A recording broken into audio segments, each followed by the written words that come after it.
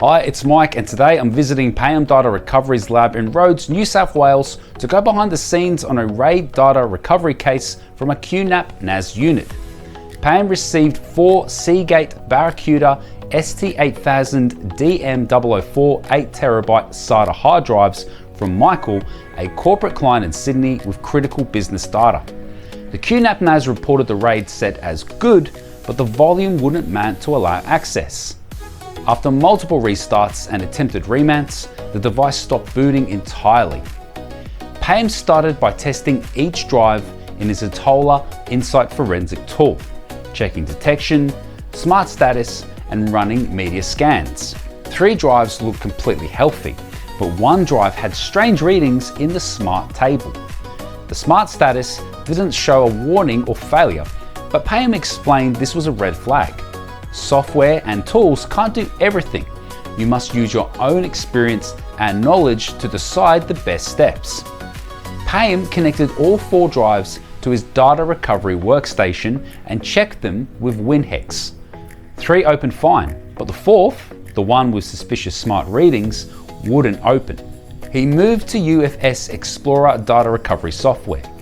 With 4 8TB drives, he expected to see our partition around 28 to 32 terabytes.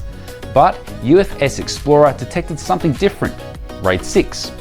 RAID 6 is an advanced RAID configuration that uses double parity, allowing up to 2 drives to fail without data loss. This meant the usable partition would be around 16 terabytes or smaller.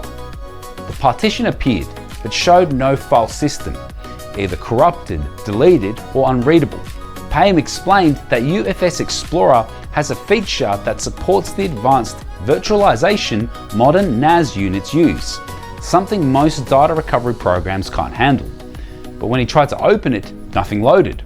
After waiting 10 minutes with no progress, Payam made a decision. He removed the suspect drive and cloned it to a healthy new drive using his DeepSpar disk imager.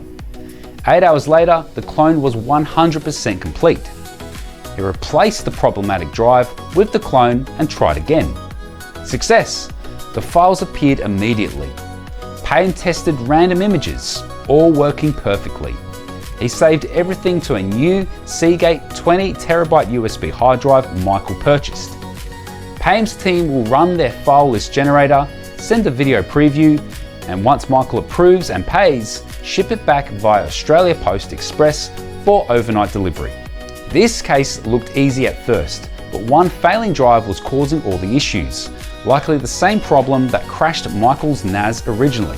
A regular computer shop or IT company would have been stopped here, but Payam's experience and systematic problem elimination got all the data back in 24 hours.